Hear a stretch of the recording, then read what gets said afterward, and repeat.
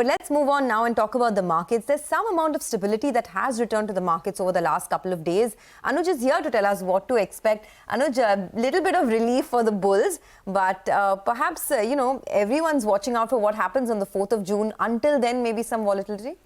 Well, Sonia, good morning. You know what? It's been an excellent market if you have focused on individual stocks and just for the time being not been too focused on the index. Yesterday, for example, I made this point that metals could be the top of the radar, and just look at what happened in metal stocks yesterday. I think you got to find individual names where there's tailwind, and these stocks are really rewarding you. The index itself gained 4% yesterday.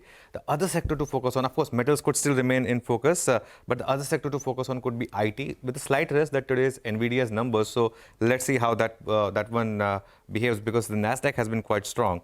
Coforge has launched its QIP, for example, so that could be another stock to focus on. Now, when I was looking at the setup today, what I really found intriguing was that FIs have started to cover some shorts. Keep in mind, next week is expiry, and from the peak shorting, we have seen about almost 40 to 50,000 contracts being taken off on the short side.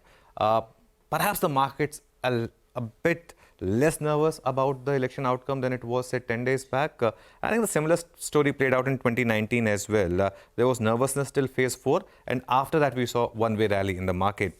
The only thing is India VIX. Keep an eye on that, because just like last year, it's possible that it goes up to 24 to 26 kind of levels before exit polls.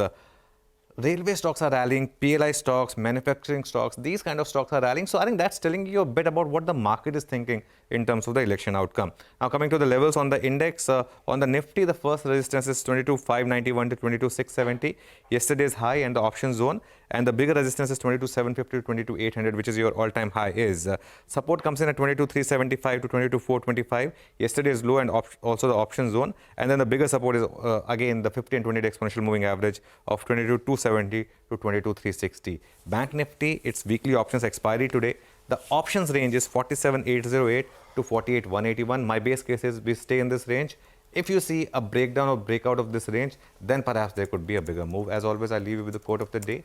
And this one's good to start your day. Either you run the day or the day runs you. So that could be a good mantra. All right, nice one. Anuj, thanks very much for that. Well, that's the setup, and absolutely makes sense, right? Find something in terms of single stocks or a theme or a sector, because there is enough happening. The market's very vibrant, even though the index is not really has not really gone anywhere.